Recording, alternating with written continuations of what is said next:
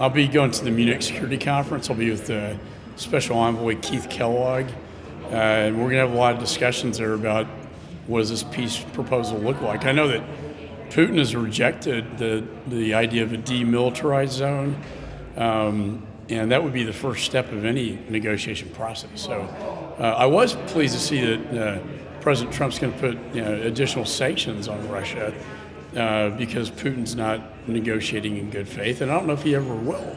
I think it's going to be a very difficult negotiation.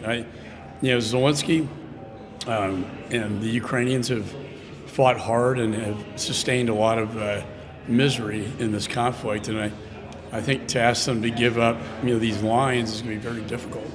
And you don't negotiate against yourself, too. I think they need to go in open-minded. I've always said we should have given Ukraine all they needed to win this thing, or at least push the Russians as far out as they can before you have the negotiation so they can negotiate with leverage. I don't know how much leverage Ukraine has right now, and that's my concern.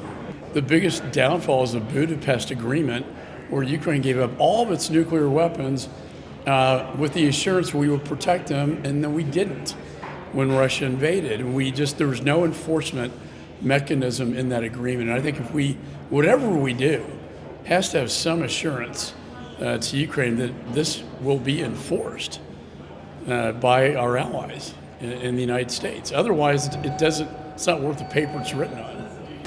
Well, we can't abandon Ukraine.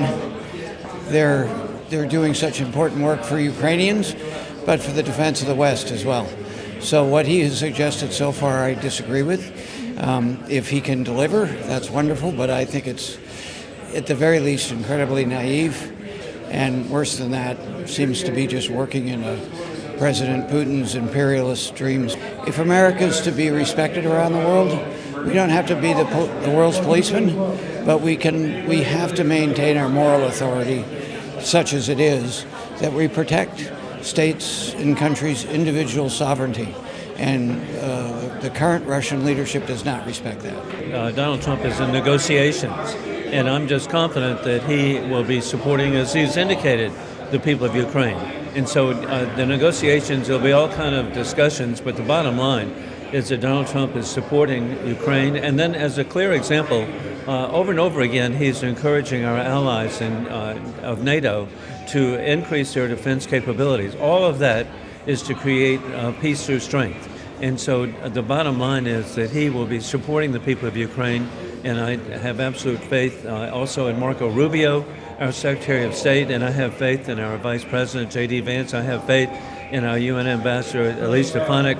All of these are Trump appointees who will be standing for the people of Ukraine. But I'm just confident that Donald Trump is going to stand for the people of Ukraine, recognizing the incredible courage of the people of Ukraine and the success of the people of Ukraine. I think that the notion of bringing Ukraine together with Russia to determine if a ceasefire could be reached makes sense.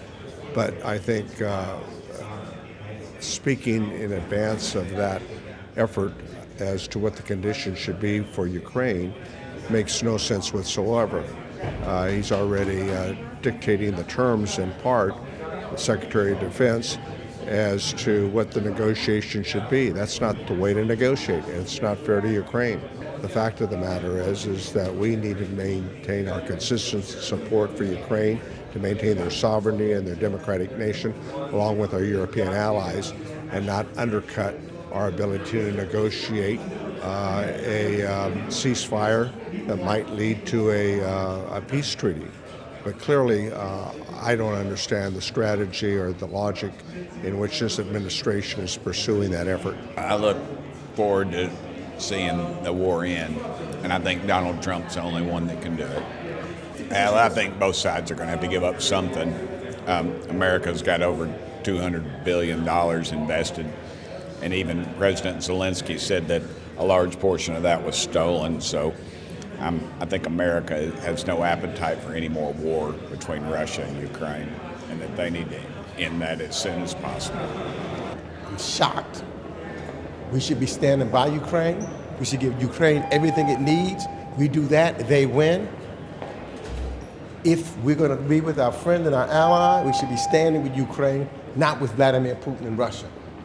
I think that we need to make sure that Ukraine has everything that it needs so it can continue to combat the aggression of Vladimir Putin.